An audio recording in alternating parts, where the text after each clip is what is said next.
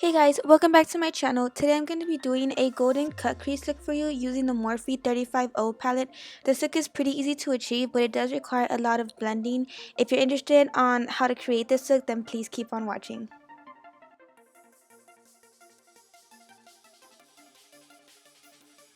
I'm going to start off by using this brownish color from the palette and using a really small pencil brush to carve out my crease. I like starting off with like light shades of brown because if I go in with dark colors at first, it kind of throws me off. So I like to begin with the lighter colors and just slowly carve out my crease. Next, I'm going to go in with my blending brush and kind of just soften that up because this is really just my guide since I'm going to be layering a lot more browns above it.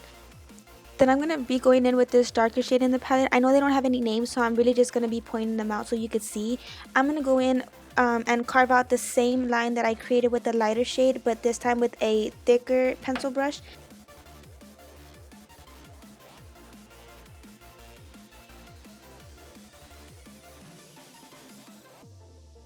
Then to soften that brown out, I'm going to be using Makeup Geek's Creme Brûlée and taking it on my blending brush, and I'm going to go over that darker shade.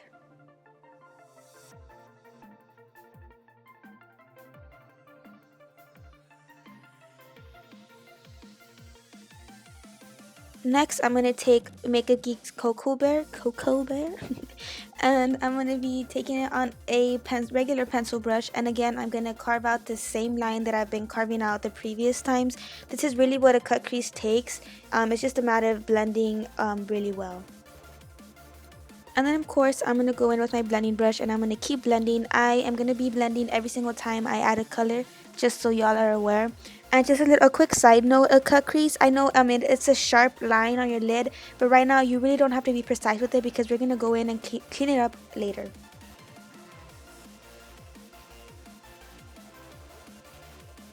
Next, I'm going to take the darkest brown in my opinion on this palette, and I'm going to use the same pencil brush that I used for Cocoa Bear, and I'm going to be placing that on my lid.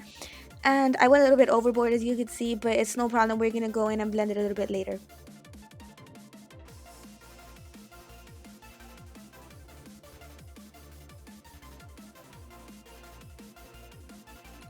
Another quick tip is that every time I know that I use the same blending brush, and if that's your case, just go in and wipe it before you blend out that shadow.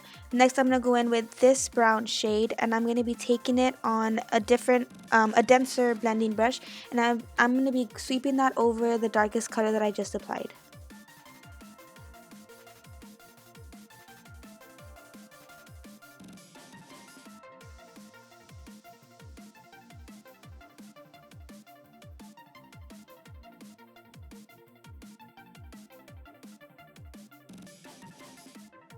Now that you've got your browns on your crease, I'm going to go in with this highlight shade. This is a shimmery highlight, and just because my crease is really matte, I decided to go in with a shimmer. I'm going to be sweeping that on the brow bone. Yes, my brow bone, and I'm just going to be blending that out.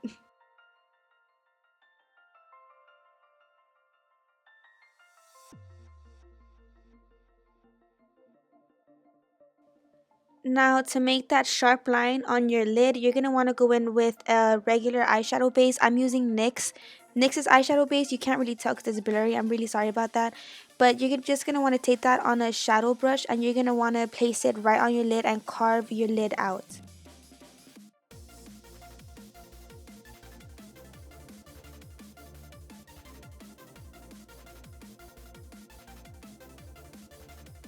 You're going to want to be really precise with this.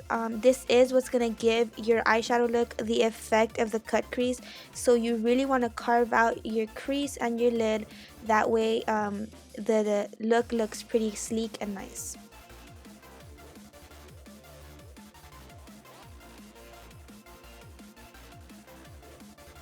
Now for the star of the show, I'm going to be taking this gold color from the palette, and I'm going to take it on a shader brush and really just place it right where I placed the eyeshadow base. You really don't want to go any further up because then it's going to ruin your whole look.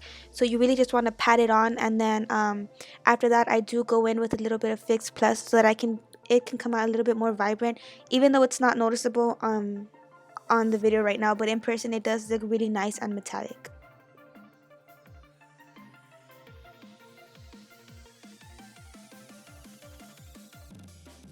Next, you want to go in with the same pencil brush that you used and really just kind of sweep it across that carved line.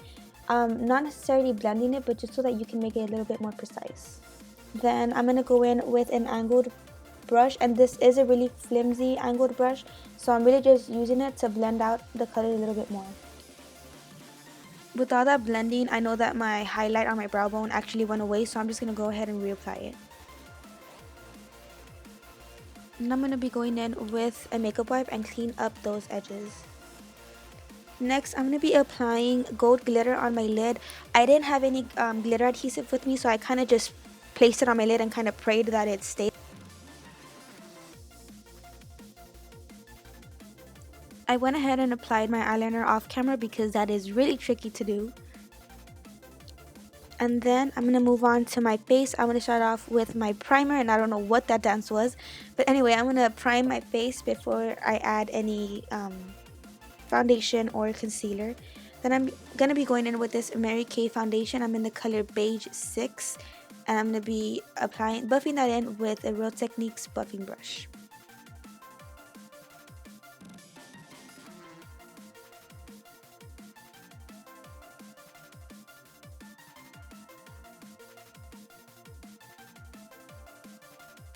Now I'm going to be concealing my under eye area and highlighting with the Maybelline Fit Me concealer in the number 25. This is the color medium.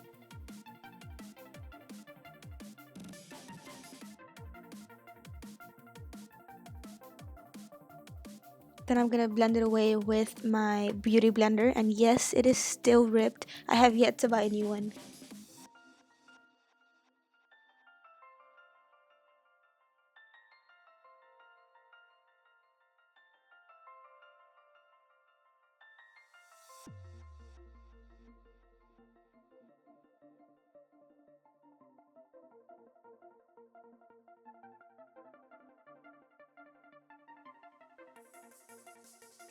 I'm gonna go ahead and set that concealer with my regular face powder. I use CoverGirl's. I don't have it with me on hand, but I will list it down below.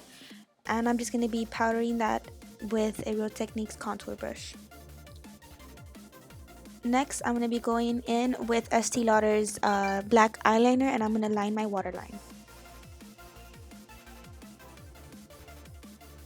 Now to finish up the eyes, I'm going to be going in with this brown shade from the palette, and I'm going to use a pencil brush to sweep it under my eye area.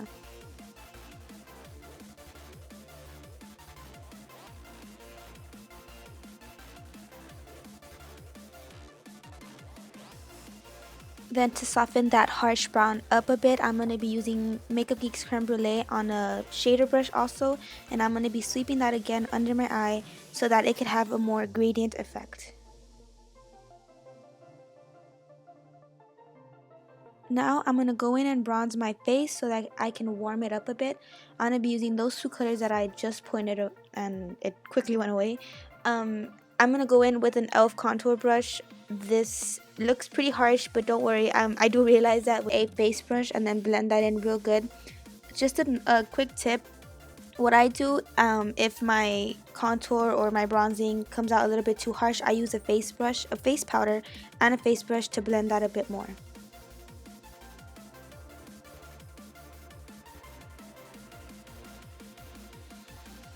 Then I'm going to go in with my favorite highlight of all time, and I don't think I'm ever going to get over it, but I'm going to be using Jaclyn Hill's Champagne Pop. Well, actually it's Becca's, but it's her collaboration with it, whatever.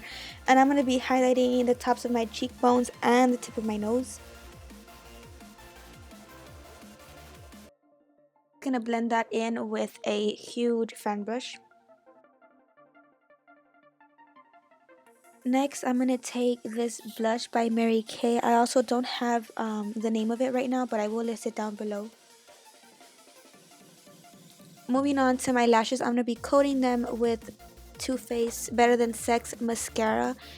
And I just give them a good coat before I separate them with Avon's Super Extended Winged Out Mascara. Is that what it's called? Yes, that's what it's called.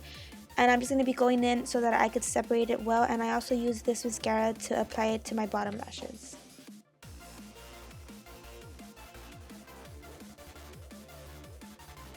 Now for my lips, I'm going to be going in with Jordana's retractable pencil in the color Pink Love. I'm going to fill my lips in with it as well and then apply MAC's Velvet Teddy.